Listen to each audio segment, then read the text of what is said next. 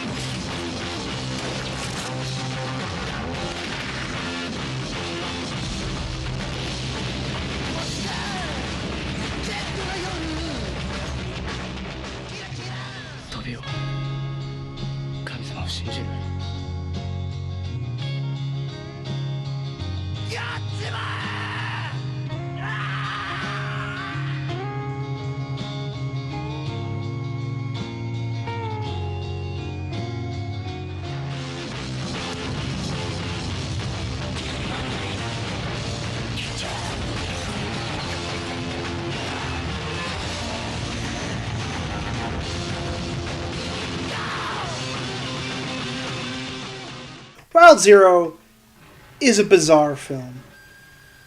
Not in the sense that it's incomprehensible or just makes no sense, just in the sense that you wonder, so what course of actions, what series of events led to such a film existing?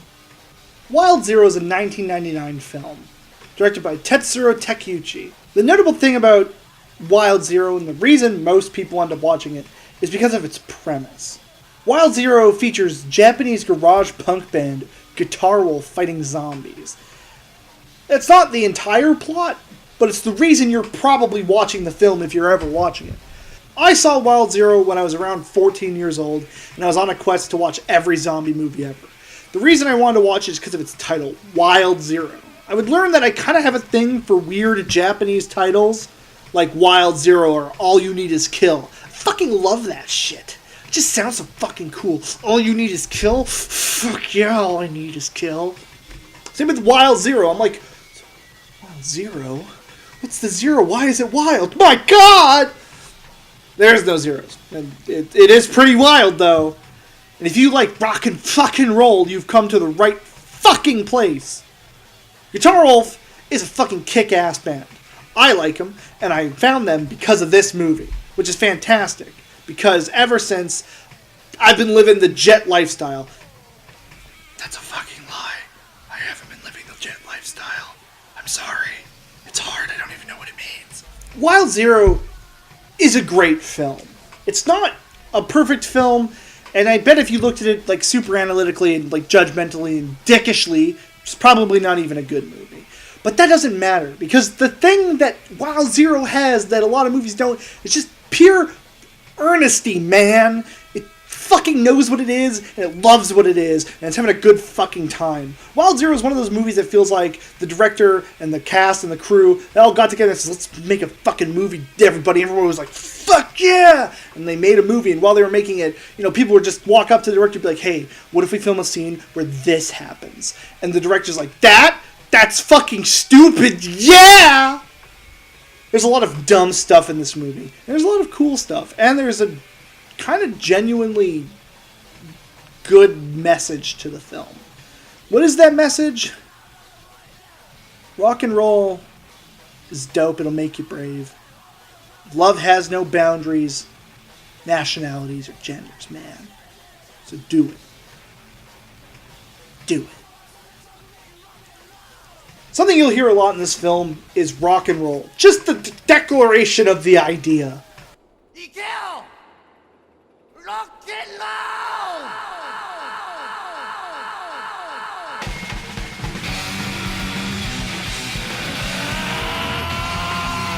Guitar Wolf says it all the time as a means of amping up our main character, Ace, who is trying to save a girl he met in a town that's been infested by zombies because of aliens. And it's up to him and Guitar Wolf to defeat the aliens and the scumbag management. Yeah, that's great. The plot's summed up so easily. Now, Guitar Wolf, despite being heavily advertised, aren't our main characters. They're sort of side characters in their own movie, which is, I think, a good way to do it. I don't know if the acting chops of the band Guitar Wolf are necessarily up to par to sustain an entire film. だっせー母ちゃんの盗んできたんかこらあんたたちからも言ってくれよマジでやばいって So instead of Guitar Wolf as the lead, we have Masashi Endo playing Ace. Ace is an adorable fucking loser who loves rock and roll and loves being a wannabe greaser. And he one day hopes to surpass Guitar Wolf despite not being able to play the guitar at all. And having a really lame bike. In fact, he gets 2 lame bikes. That's how lame Ace is. But Ace is adorable. He's a cutie patootie. I'd love to give him a smooch. いい名前だね This movie moves along at a brisk-ass pace. It's not a very long movie. It's a perfect 90 minutes. And then it's over. And it shoots through that 90 minutes pretty effectively. There is some padding here and there, and sometimes I wonder if Wild Zero would have done better as an extended music video, but I'm glad it's a film. The plot has a lot of disparate elements to it. There's a lot of side stories with other characters that all link up in the middle of the film, around the time that the zombie stuff starts to happen. It's all pretty well handled. All the characters have resolutions to their plots, and all of the resolutions make pretty much sense. The only character who doesn't really have a resolution is the gun lady. I don't know her name, and I'm never going to look it up. She is the gun lady. This movie really does feel like a movie that was written on set. Like, they had a general idea of what they wanted to do, and they probably had a script. They definitely had a script, but it feels like a lot of shit was just thrown out there. For example, the gun lady has an outfit, and then she's showering and zombies rip apart her clothes for some reason. So what does she do? She puts on this inexplicable jumpsuit. I don't know why she owns this jumpsuit. I don't know where it came from, but I love it. It's great, and I'm glad it's her costume for the entire movie. There's a lot of promise of action, and not a lot of deliverance. I guess it's the only true flaw to the film. There's a lot more going on than crazy fight scenes and energetic gunplay. The movie's actually kind of more concerned with its goofy story and heartfelt message.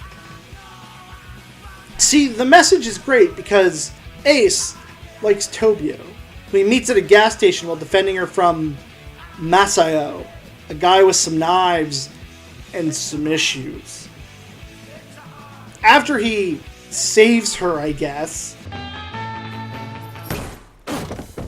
あごめん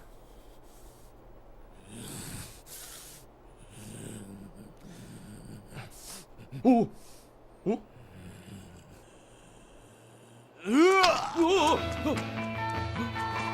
She seems to take a liking to him and he takes a liking to her. To be fair, she's pretty cute. But later on, Ace has a troubling realization that kind of makes him start to reconsider Tobio as a partner. Tobio has a penis. Yeah. The actress herself also has a penis. In fact, this movie has a little mention in a Wikipedia page about trans people on film. I mean, that's cool. They handle it well. They don't make fun of her for it. Ace reacts badly.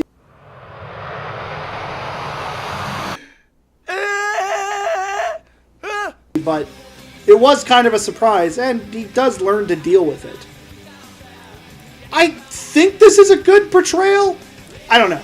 I'm not trans. I wouldn't know. But I hope it is, because in the end, Ace learns to look past what he initially couldn't. And it's all because of the message. S! 愛に国境も男も女も関係ねえやっちまえ Which doesn't matter if your partner is a dude or a chick or neither, or black or white or any other race, or even if they're an alien or a slime girl. If you want to get your dick in a slime girl, Guitar Wolf says it's fucking cool. He also says do it. It's kind of pleasant to see this kind of subject matter not treated as a joke. Sure, it's kind of initially comedic, but I think that's due to Ace's reaction. But overall, at the end of it, Ace gets together with Tobio. They have a really sweet romantic kiss.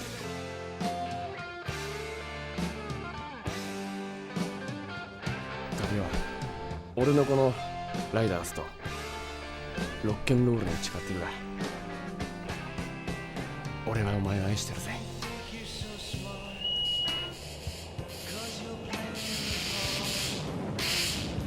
It's genuinely one of the most cutest on-screen kisses of all time. It's adorable. Ace is a cutie. Anyone would be lucky to have Ace. The whole film is also kind of about believing in yourself.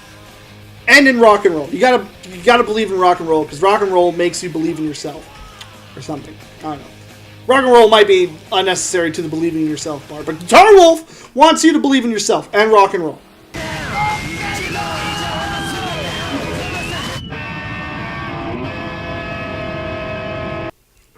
He probably wants you to believe in both. Also, you should probably buy Jet beer. I don't know if it's good, but it's their beer, so if you want to live the Jet lifestyle, just drink Jet beer. Yeah. Now, unfortunately, I've been singing this movie's praises, but we got some negative stuff to talk about, unfortunately. I want to talk about the biggest issue this film has. That's its editing. A lot of scenes lead into other scenes in a way that I would not describe as flowing well. There's a lot of cutaways in the middle of scenes to other elements of the plot happening on that I felt could have just been edited after the events. This is a movie I'd be really interested to see a fan edit of, where they just sort of rearrange anything. I don't want anything taken out, just want certain things put different places, because there's just a few moments where I feel like something interjects a scene when it wasn't needed to. It could have just been the next scene. There's also a lot of awkward fade to black. I don't know why. They don't serve a purpose. In my mind, a fade to black is to denote some kind of grand passage in time, like a day, or a week, or a month, or years. It's usually just like a few minutes later. The film also has a bit of padding. There's a few moments and sequences that feel a little drawn out, and like they could have ended a minute before they do end. It's not a huge glaring issue, and if you're watching the movie with a group of friends just having a good time enjoying some schlock trash, you probably won't even notice the padding because you'd be too busy talking about some dope thing that occurred. Now, I've talked about Guitar Wolf and Ace and Tobio. There's other characters. There's a group of friends who, two of them have a nice little plot arc about their relationship. It's kind of heartwarming. There's Gun Lady. Talked about her. The only other character I haven't mentioned is the antagonist. You would think that the zombies would be the antagonist, but the film does have another antagonist. It's the captain. He's this bar owner who's a real skis bag. It's implied that he beats up women, or at least does things to them they don't want done to them. And he just all around seems like a bad dude. He also is the worst dresser of anyone on the planet, and his hair sucks shit. His shit is whack. His hair, whack. His gear, whack. His jewelry, whack. His foot stance, whack. The way that he talks, whack. Basically, Guitar Wolf shoots off his fingers because he's a dickbag, and then one of the most inexplicable, nonsensical moments happens in the entire film. I'll just let the moment play out so you can try to figure out what's going to happen. I'm only going to play it the once, so if you really want to analyze what's going on in the scene, you'll have to rewatch it. But here you go. Here's the most nonsensical moment in all of Wild Zero.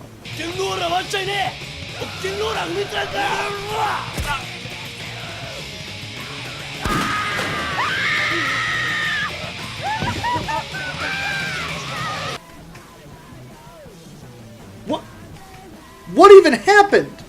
Who is that guy? Who is that girl? Where were they standing in relation to everyone else? I think they were in the hall by the door, but you don't see anyone in the hall and the door. There's no body, there's no girl, there's no nothing. Where was the captain standing? He wasn't standing by the door. Is there a door behind the captain? How come we don't see this door? How come we don't see the girl? How come we don't see the guy? How come none of this makes any fucking sense? Yeah, it doesn't matter, because they're blood brothers now. That's unhygienic. Wolf. Why? Why's it gotta be like that? Now, I wanted to save this for last, because it's an important part of the film. I want to talk about the music. Wild Zero is one of the most punk movies I've ever seen. It's unabashedly punk. And there are some movies that kind of seem to go for the punk aesthetic, but it's clearly just a cash-in or like trying to be trendy. No, this movie just likes punk. And rock. It really likes rock and roll. There's a lot of punk and hardcore punk and rock and other shit in the soundtrack.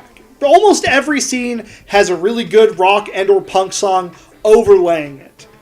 Especially at the club. There's this sweet, like, hardcore song playing in the background the whole time that they're at the club. It's fucking dope. And it adds a lot of energy to the film.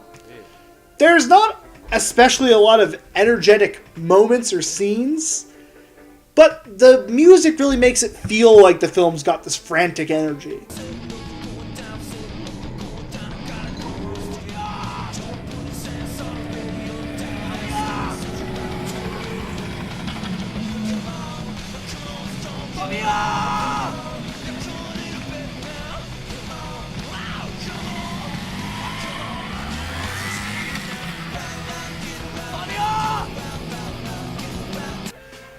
The film doesn't have a lot of action or explosions. Oh, well, okay, it does have quite a bit of explosions, but not in the way that most movies full of explosions do.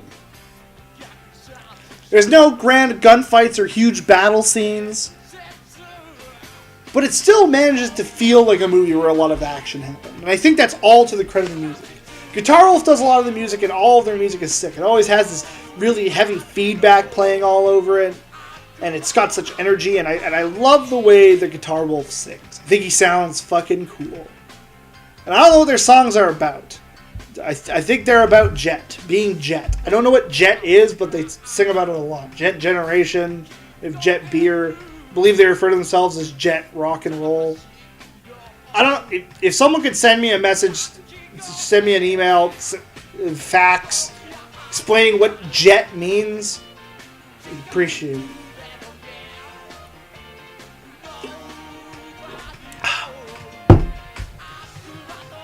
Wild Zero probably won't change your life. Or maybe it will.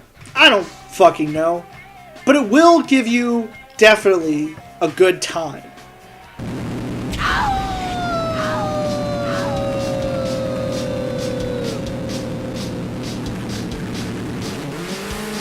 I'd recommend Wild Zero to anyone who loves punk, rock and roll,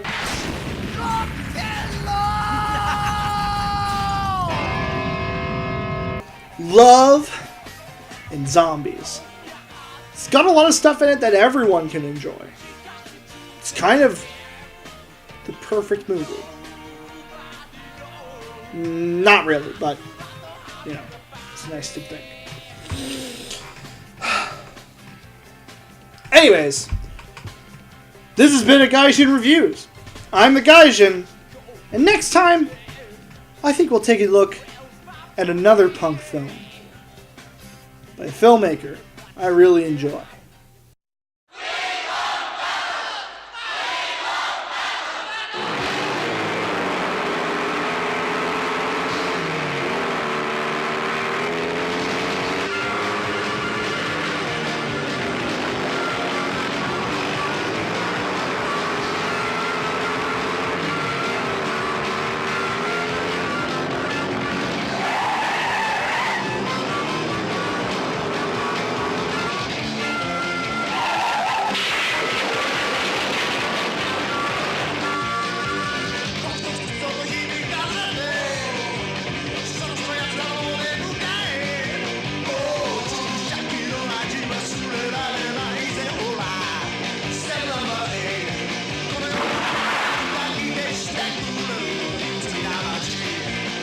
I'm a